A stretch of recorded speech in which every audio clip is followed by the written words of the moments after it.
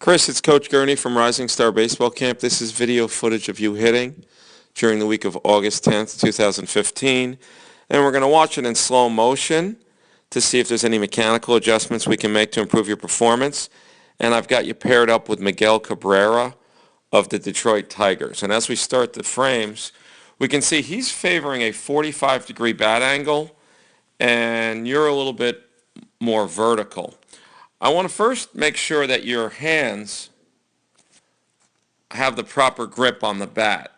You want to make sure you're lining up your door-knocking knuckles, and I just want to make sure you didn't over-rotate that top hand too much, because it'll be hard to have as good a bat control if you're over-rotating that top hand.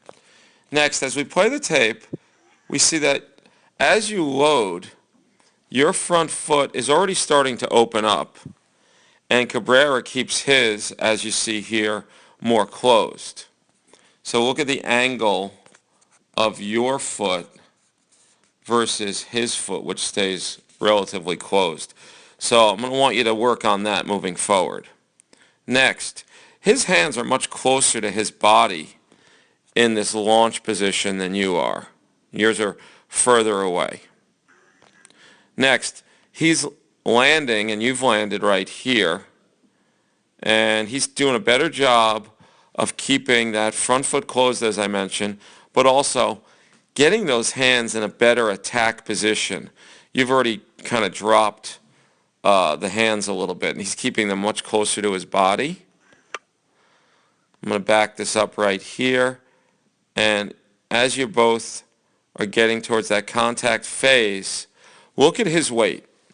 It's centered over home plate. If anything, it's going towards the first base dugout, and yours is going towards left field. So we're going to want to try and keep our weight back and centered over the plate. You both do a nice job of hitting off a stiff front side right here and having a good back bent leg posture. I would just want to make sure that you stay back and keep your weight over the plate and not jumping out too much.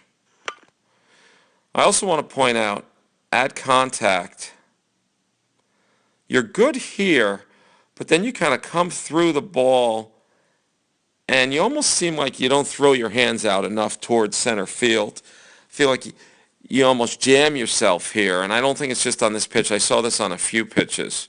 So try to get the hands thrown out towards center field.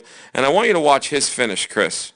You're finishing down by your belly button, maybe your armpits, and look how high Cabrera's finish is. He's finishing up at shoulder height. And look at his weight. It's still back.